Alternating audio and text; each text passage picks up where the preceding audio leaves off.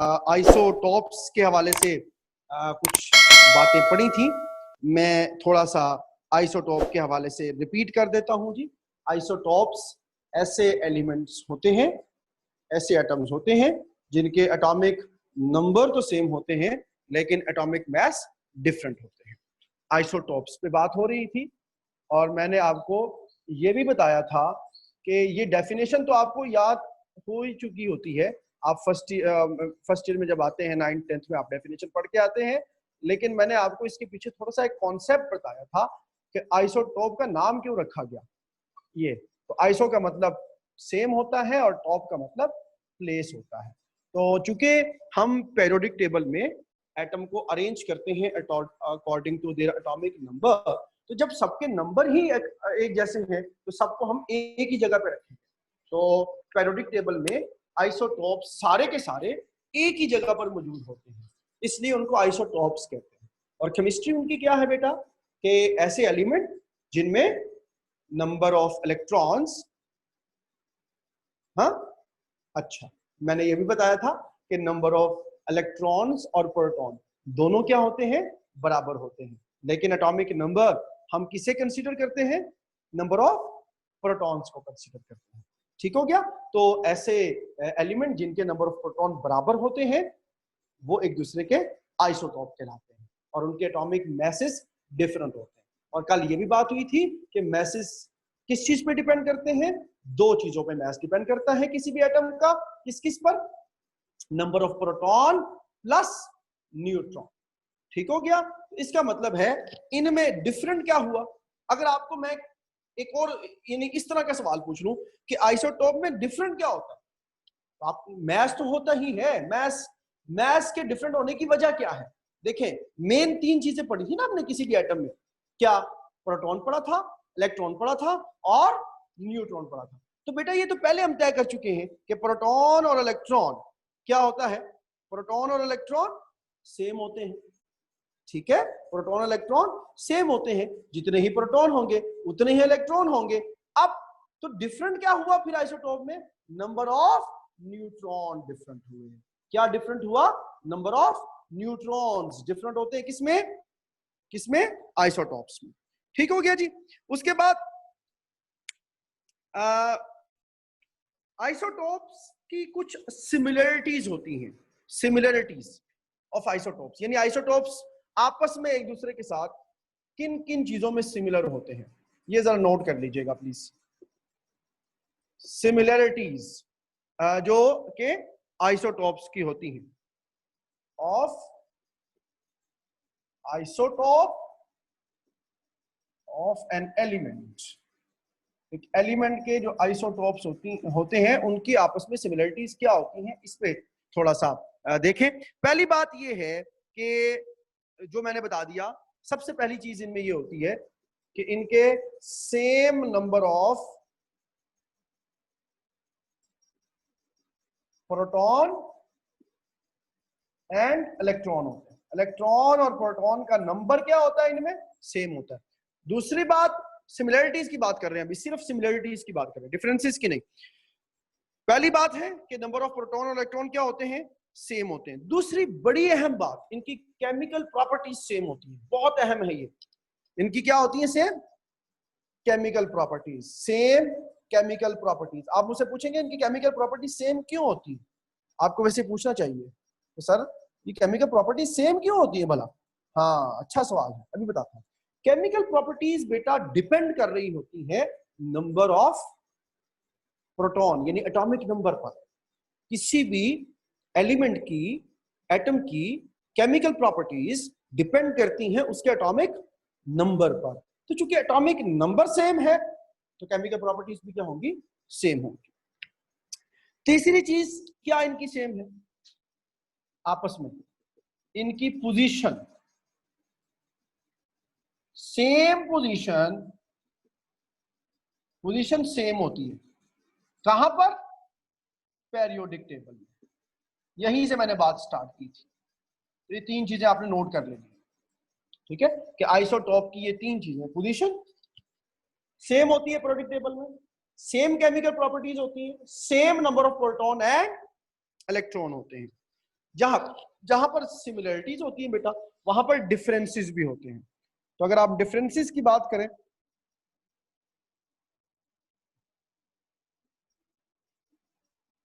Differences में बेटा पहला डिफरेंस क्या है, बड़ा बड़ा फेमस है पहला डिफरेंस, क्या, मोटा इसलिए करके लिखा है, एटॉमिक मास। इसी की बुनियाद पर यही तो हम बात करते हैं सबसे पहले, इनका एटॉमिक मास क्या होगा, डिफरेंट होगा। डिफरेंसेस में डिफरेंट एटॉमिक मास क्या है, डिफरेंट है। दूसरा, इनकी जो फिजिकल प्रॉपर्टीज हैं वो भी क्या होती हैं, एक दूसरे से डिफरेंट होती है। अब फिजिकल प्रॉपर्टीज डिफरेंट क्यों होती है, क्योंकि फिजिकल प्रॉपर्टीज बेटा मैस पर डिपेंड करती है। फिजिकल प्रॉपर्टीज किस चीज पर डिपेंड करती है, मैस पर डिपेंड करती है। तो दूसरी बात क्या हुई, फिजिकल प्रॉपर्टीज। और मैंने आपको शुरू के लेक्चर्स में ये बताया था कि फिजिकल प्रॉपर्टीज क्या होती है, मैं बहुत बेसिक से आपको लेकर चल रहा हूं वैसे, ठीक है। फिजिकल प्रॉपर्टीज इनकी डिफरेंट होती है। मैं एक आधी प्रॉपर्टी का नाम आपको बता देता हूं, मिसाल के तौर पे डेंसिटी है, ये फिजिकल प्रॉपर्टी, ठीक है। और इसी तरह रेट ऑफ रिएक्शन है या स्पीड ऑफ रिएक्शन आप कह लें, तो ये फिजिकल प्रॉपर्टी है। रेट ऑफ रिएक्शन यानी रिएक्शन कितनी जल्दी हो रहा है, कितनी आराम से हो रहा है, ठीक है। तो ये डिपेंड करता है, ये फिजिकल प्रॉपर्टी है, तो ये मैथ्स वगैरह पे डिपेंड करता है। तीसरी जो चीज है जो मैंने आपको अभी बताई है वैसे शुरू में ही, वो क्या है, मैं यहां लिख देता हूं, ये फर्स्ट है, ये सेकंड है डिफरेंसेस, और ये थर्ड है। तीसरी क्या चीज है जी, न्यूट्रॉन की तादाद। न्यूट्रॉन्स क्या होते हैं जी, डिफरेंट होते हैं। तो तीन मैंने आपको सिमिलरिटीज बता दी आइसोटोप्स की आपस में, और तीन ही मैंने आपको क्या बता दिए बेटा, डिफरेंसेस बता दिए, ठीक है। तो तीन सिमिलरिटीज हैं और तीन ही डिफरेंसेस हैं।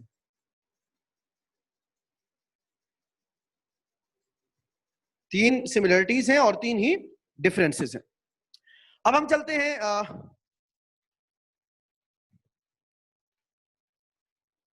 एक और टर्मिनोलॉजी है जिसको हम बोलते हैं रिलेटिव अबंडेंस ऑफ आइसोटोप्स।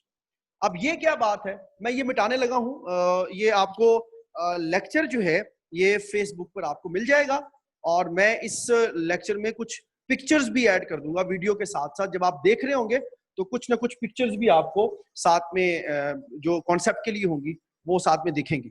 मैं कोशिश करूंगा मैं उसमें ऐड करूं। चैनल जो है वो अगर आपने सब्सक्राइब किया हुआ है तो आपको वहां मिल जाएगा, नहीं किया हुआ तो कोई बात नहीं, कर लें, इसमें क्या है, कौन से पैसे लगते हैं आपके। लेकिन है कि समझ अच्छी आ जाएगी, क्योंकि यहाँ पर हम उस तरह से, ये लाइव है तो लाइव में तो इतनी चीजें हम ऐड नहीं कर सकते हैं, लेकिन वहां पर मैं आपको कुछ कॉन्सेप्चुअल पिक्चर्स भी एडिशनल डाल दूंगा जो कि आपकी समझ के लिए इजी हो जाएगा। बहरहाल अगला हमारा टॉपिक है relative abundance of isotope. Relative abundance का मतलब क्या होता है, पहले इस पे बात करेंगे फिर आगे चलते हैं। relative abundance of isotope।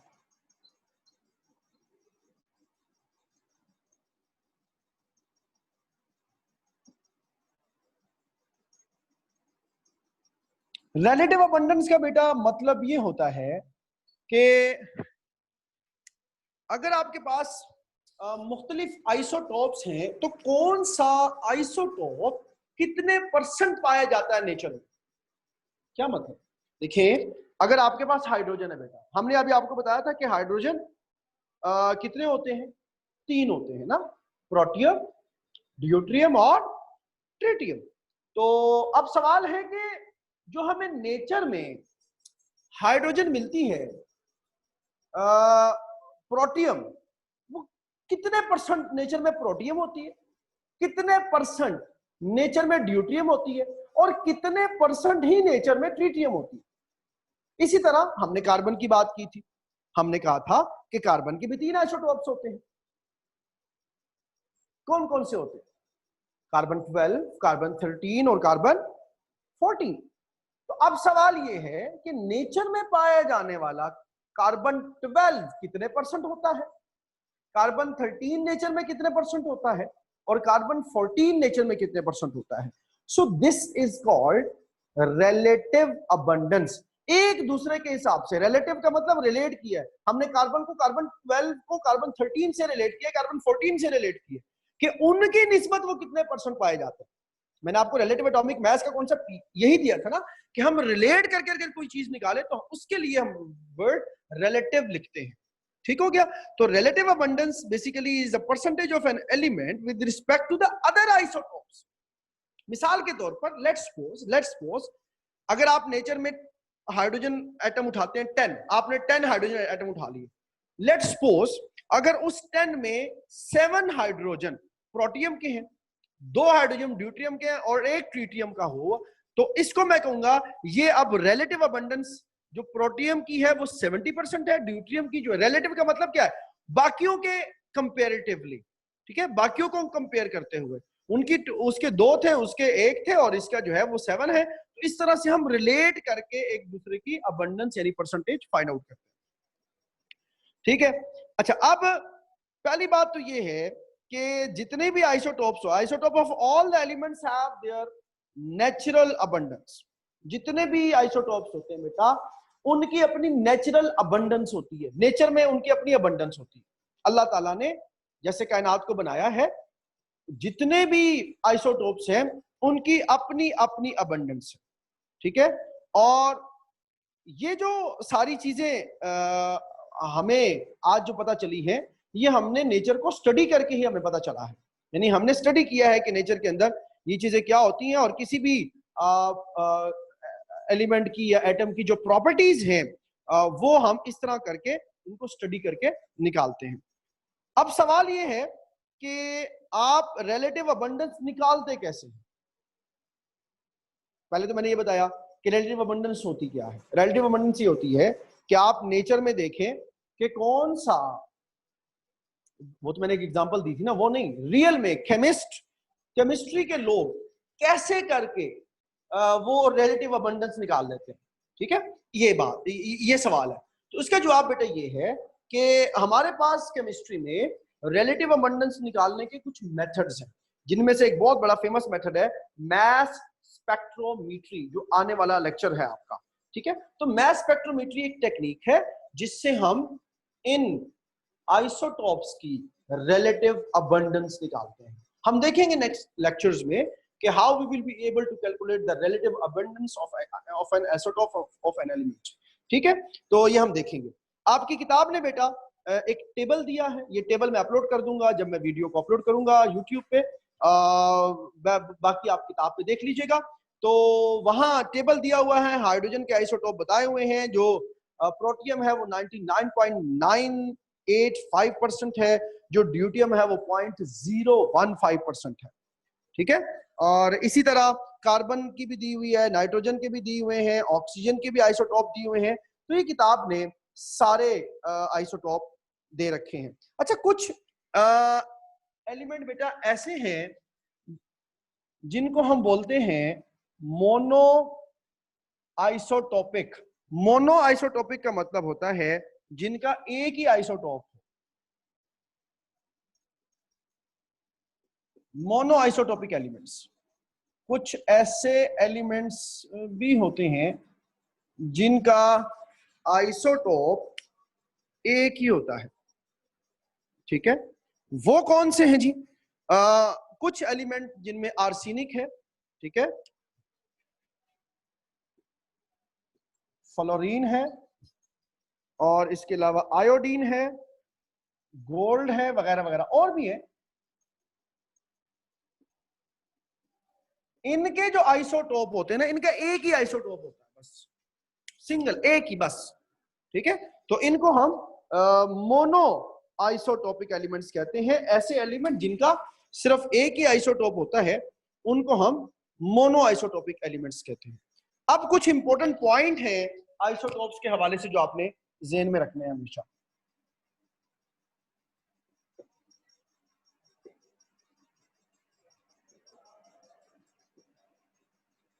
Important points है आइसोटोप्स के हवाले से। ठीक है।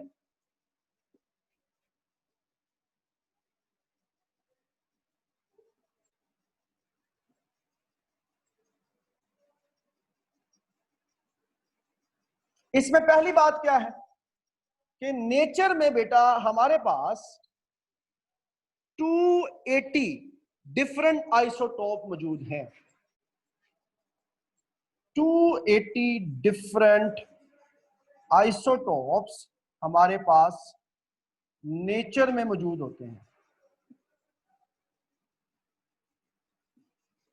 280 डिफरेंट आइसोटोप हमारे पास नेचर में मौजूद है, और इन 280 में से 40 ऐसे हैं बेटा जो कि रेडियो एक्टिव है। हमारे पास नेचर में कितने आइसोटोप मौजूद होते हैं जी? 280 मौजूद होते हैं बेटा, और इन 280 में 40 ऐसे हैं जो कि रेडियो एक्टिव हैं। आपको पता होगा रेडियो एक्टिव वो एलिमेंट होते हैं जिनमें से रेज एमिट होती हैं। रेडियो एक्टिविटी आपने पढ़ा होगा, ठीक है। 40 के करीब जो है वो रेडियो एक्टिव हैं। They have the ability to emit the radiations, radioactivity करते रहते हैं। अच्छा, तकरीबन हमारे पास 300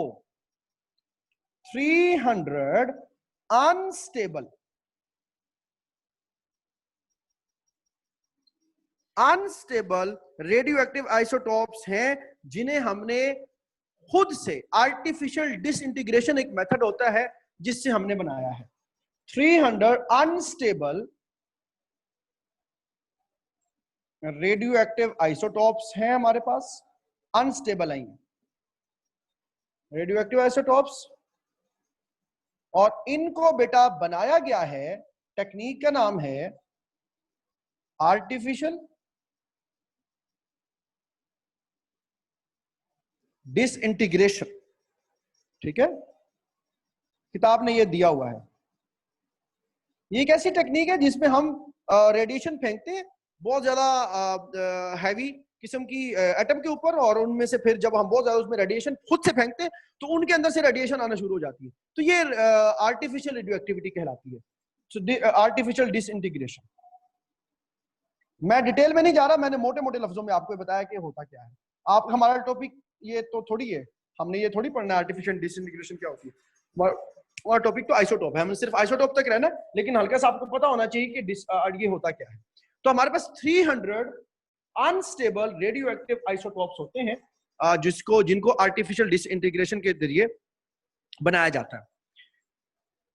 अच्छा, एक और बड़ी इंटरेस्टिंग बात है, वो क्या है बेटा? आमतौर पे हमारे पास ऐसे एलिमेंट जिनके एटॉमिक नंबर ओड होते हैं, ओड 1, 3, 5, 7 वगैरह वगैरह, जिनके एटॉमिक नंबर ओड होते हैं ना, उनके आमतौर पर 2 से ज्यादा आइसोटोप नहीं होते, स्टेबल आइसोटोप।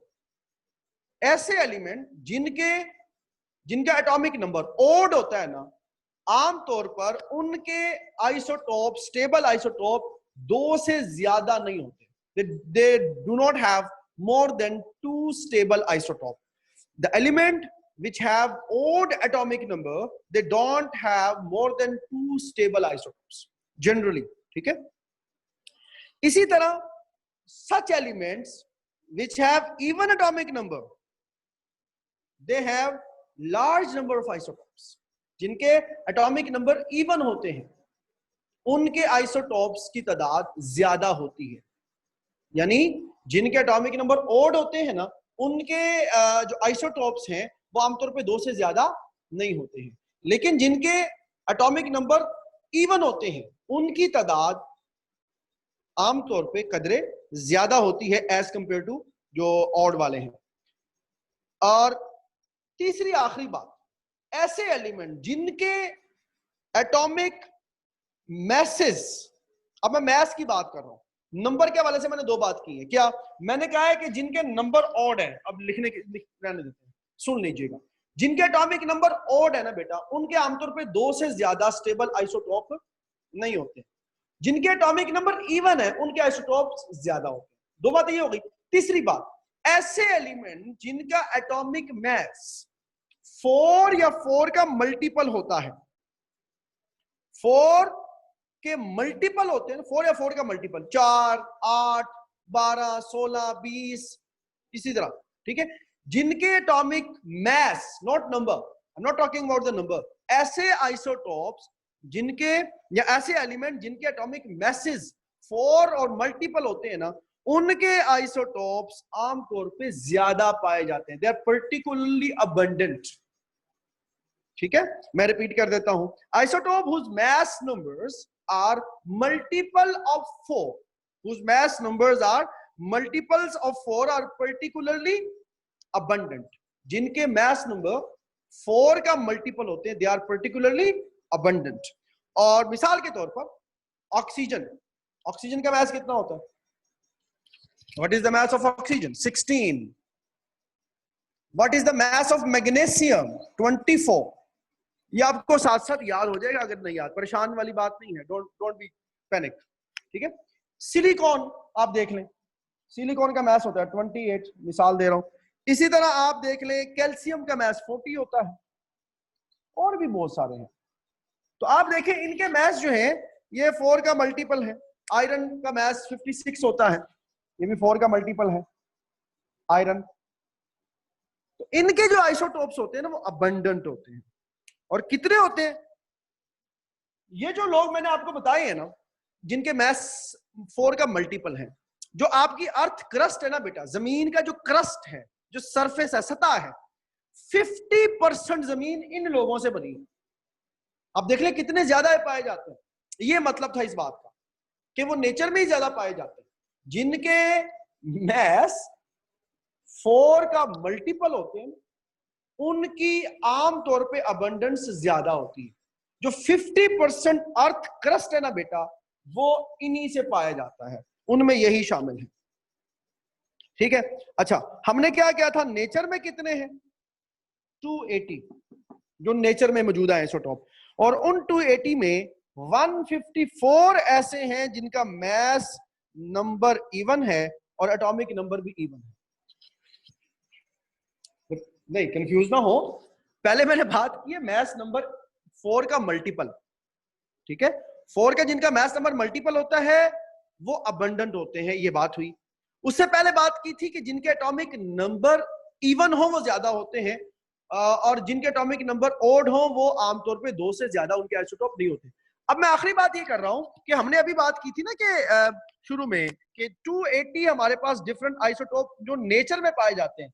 इन 280 में से 154 ऐसे हैं जिनका एटॉमिक नंबर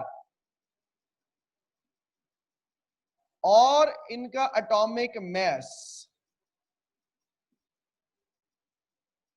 ये दोनों इवन है।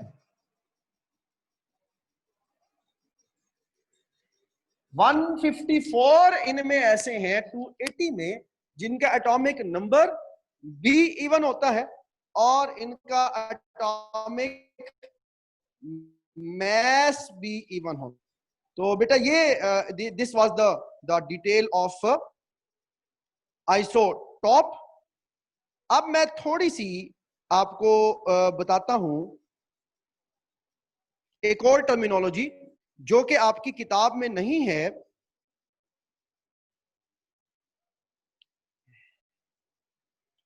लेकिन मैं थोड़ा सा उसमें ऐड कर देता हूं। यहां ये मैं मिटाने लगा। आइसोटोप का कॉन्सेप्ट आपका टॉपिक खत्म हो गया है। 2 चीजें ऐसी हैं जो किताब में नहीं है, वो एक्स्ट्रा बताने लगा, उसको नोट कर लीजिएगा। एक टर्म बेटा यूज होती है जिसको हम बोलते हैं आइसोटोन। क्या बोलते हैं जी? आइसोटोन। आइसोटोन, आइसोटोन बेटा ऐसे एलिमेंट्स होते हैं, any of 2 or more species of atom or nuclei which have same number of neutrons। ऐसे एटम्स या एलिमेंट्स जिनके अंदर सेम नंबर ऑफ न्यूट्रॉन्स होते हैं बेटा, उनको हम क्या बोलते हैं? एक दूसरे के आइसोटोन बोलते हैं। ठीक है, ऐसे एलिमेंट जिनके आपस में न्यूट्रॉन की नंबर सेम होती है। हमने आइसोटोप में क्या कहा था? न्यूट्रॉन की तादाद डिफरेंट है, लेकिन अगर कुछ एलिमेंट ऐसे हो जिनके आपस में न्यूट्रॉन सेम हो, उनको हम क्या बोलते हैं? एक दूसरे के आइसोटोन बोलते हैं। बेटा क्लोरीन का एक आइसोटोप है, क्लोरीन, जिसका मास होता है 37। क्लोरीन 35.5 भी होता है, 35 भी होता है, 37 भी होता है। क्लोरीन के 2 आइसोटोप होते हैं। क्लोरीन का वो आइसोटोप जिसका मास 37 है, और इसी तरह पोटासियम जिसका मैस 39 है, ये दोनों लोग, क्लोरीन जिसका मैस 37 है और पोटासियम जिसका मैस 39 है बेटा, इन दोनों के अंदर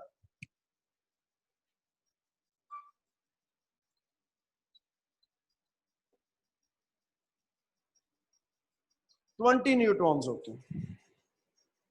इन दोनों के अंदर 20 न्यूट्रॉन्स होते हैं। दोनों के नंबर ऑफ न्यूट्रॉन्स बराबर हैं। क्लोरीन के 37 में भी 20 न्यूट्रॉन्स हैं और पोटासियम के 39 में भी 20 न्यूट्रॉन्स हैं। तो ऐसे एलिमेंट जिनमें न्यूट्रॉन की तादाद बराबर होती है बेटा, उनको आइसोटोन कहते हैं। किताब में ये नहीं मौजूद है, इसको किताब में नोट कर लें जरा प्लीज, या आप वहां से देखेंगे अपना, उस पर तो मैं डाल ही दूंगा यूट्यूब पे, तो वहां से आप दोबारा इसको कर लीजिएगा। अच्छा, ये था आपके पास आइसोटोन। आइसोटोन कौन से एलिमेंट होते हैं? ऐसे एलिमेंट जिनका न्यूट्रॉन का नंबर एक दूसरे के साथ सेम होता है, हम उसको क्या बोलते हैं? आइसोटोन बोलते हैं। अच्छा, कुछ एलिमेंट ऐसे भी होते हैं,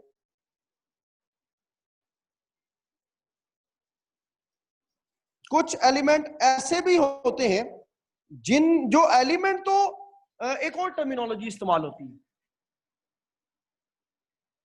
जिसको हम आइसोबार्स कहते हैं।